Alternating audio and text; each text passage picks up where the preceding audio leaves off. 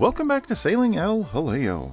Last week we had made it down Alligator River and we were anchored just north of the Alligator River swing bridge right on the edge of Albemarle Sound. This week we're going to cross Albemarle Sound and head up the North River where we anchor for the night, and that's when we run into an issue. It's the first engine problem that I have not been able to fix on my own, so we did need a tow. And we actually got towed all the way through Currituck Sound and up the ICW to Atlantic Yacht Basin, where we've been sitting for 8 days now, and that's where I'm making this video. I guess we might as well go ahead and get right into it. Grab a drink, climb aboard, and let's get going. You know, I don't really consider myself to be a sentimental person. There's not a ton of stuff that I remember from my life, as weird as that might sound. I don't remember a lot of my childhood and just, you know, times as an adult. I don't really put a lot of stock in trying to remember stuff. I don't know, that probably sounds weird. But there have been a few moments in life where I have known when something was happening that it was a very important moment personally. And I've tried to etch those memories in my mind. There's only been a handful of them, maybe 4 or 5, where I can remember every single detail, because when I was sitting in that moment, I knew that something special was happening. And for some reason this morning when we were leaving Alligator River, we were heading out into Albemarle Sound, and I looked at the sunrise. The sunrise was rising over South Lake, and I just stared at the sunrise, and it occurred to me, you know, in the history of the universe, this sunrise will only happen once.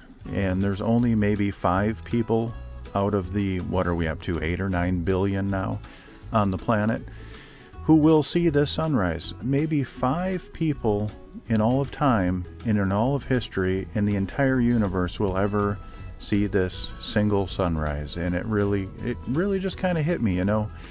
A lot of times I just go out here and, you know, I'm sailing or motoring, whatever, and I'm looking around, I process everything, I know every inch of the Intracoastal Waterway, I know what's coming up, but I don't really just sit in a moment like that. And for some reason it just hit me kind of hard that morning, and it was a very special thing to witness that sunrise and realize just how special it is. And you know, that's not this one location. I think everyone can have those realizations anywhere on Earth, obviously, at any moment in time. So, you know what, just stop and look around every now and again and just sit in a moment and soak it up.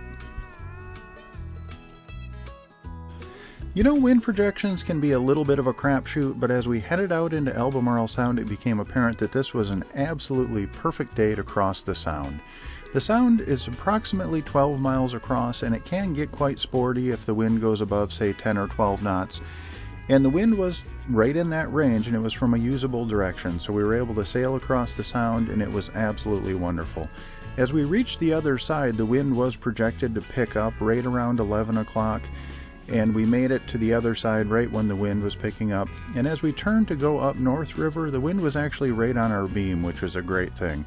And it allowed us to zip right up North River and anchor. We got there, I think we were going somewhere around 5.5 knots, which for us is absolutely wonderful. We got to our anchorage early and we anchored for the night.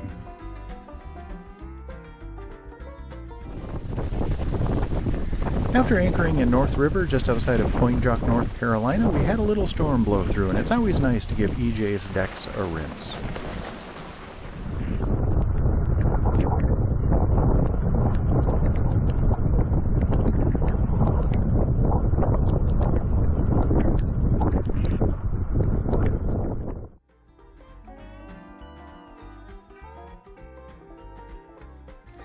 The next morning we planned on leaving North River, but EJ had different plans. When I went to start the engine, the glow plugs would fire, but the starter would not initialize, so I had to figure out what was going on there.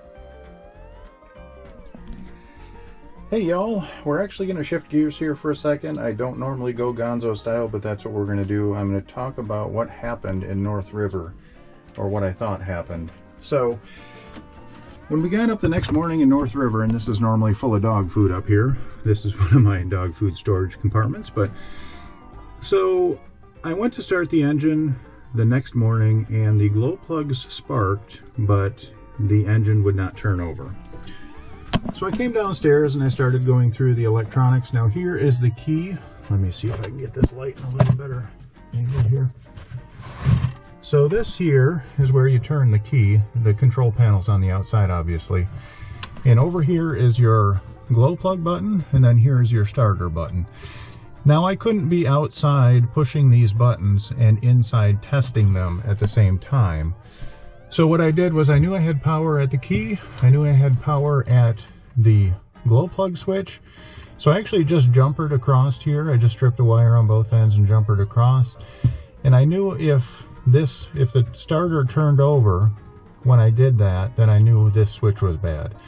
But the starter did not turn over, so I knew this switch was not the problem. So I started tracing all of the electrics for the engine, and it all came down to this one white wire. Now this white wire is the initializing wire for the starter solenoid.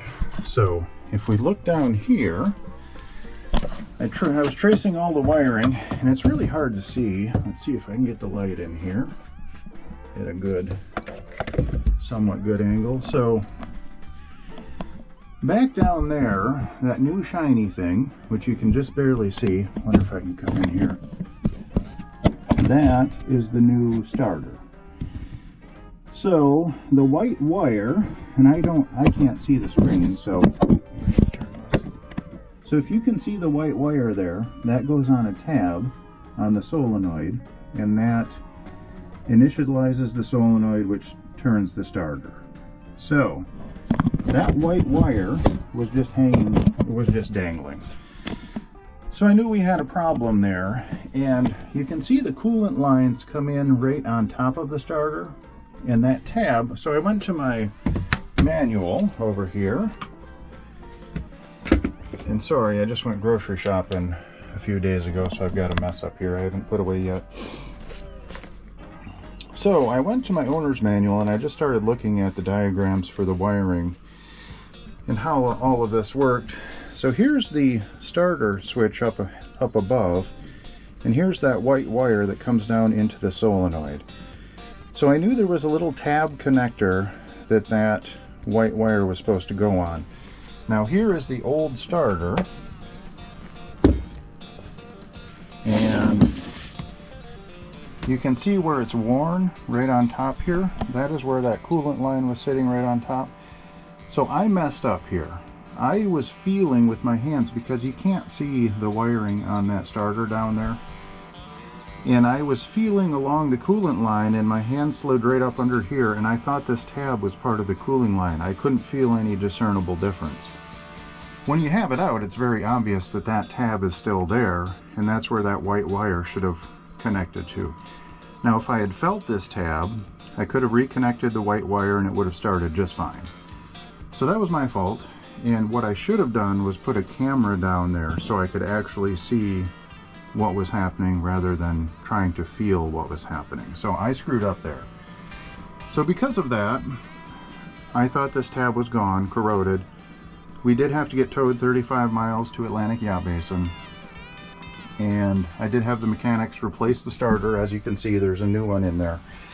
And you know, it did cost $1,200, so it was an expensive lesson. I did learn a lot more about the electronics on the engine and how the power is routed through the engine. I actually fully understand that now.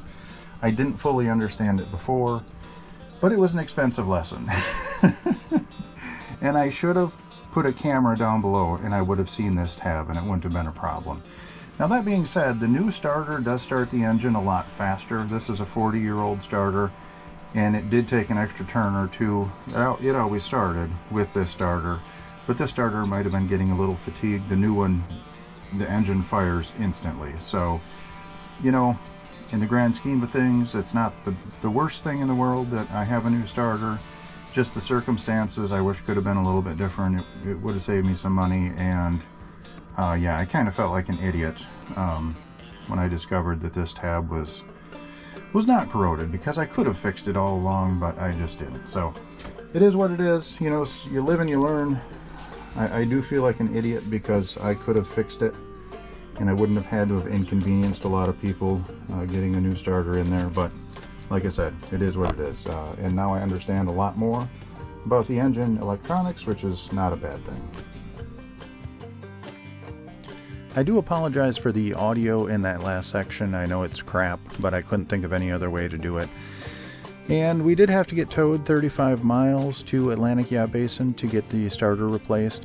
The towboat guy was great. It was a little difficult steering behind the towboat guy once you do have that that wash from the prop. It can be a little interesting at times. So it was a long day getting up to Atlantic Yacht Basin, but we got up there. I think we were there for 9 or 10 days total. They were very busy, so it was I was kind of a nuisance at that point to them, which was unfortunate, but it is what it is. So we got it replaced, and you know, the towboat, just to give you an idea, so I have had to get towed twice, and it was my first year. I got my painter, the line that I tow my dinghy with, I got caught in the prop, so I had to get hauled into Belhaven to get hauled out. So that was a short tow, just maybe 4 miles, so that was not too big of a deal. This one, on the other hand, was 35 miles, and I did have tow insurance, so you can buy tow insurance through either, there's Towboat US, that's what I use, and there's also Sea Tow, that's a different one. And just to give you an idea, I believe the annual membership for tow is around $150 for insurance. And I always buy it because in this case, if I had paid to get towed to Atlantic Yacht Basin, the bill would have been $1,950. So the towboat insurance, if you only use it once every 10 years, is well worth it.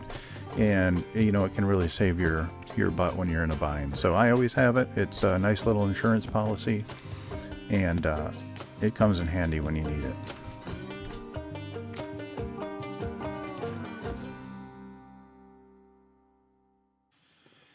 And that's all we have time for this week. I would like to give a massive shout out to my Patreon crew. Without your guys' support, I wouldn't make these videos. And my Patreon crew is Joan and Juddy Judnick, Val and Chris Alcorn, Denise and Eli Sackett, Sherry Erickson, Deb Shaw, Matthew Spotton, Peter Allen, and Natalie Linehan. Thank you guys so very much. Your support really means the world to me.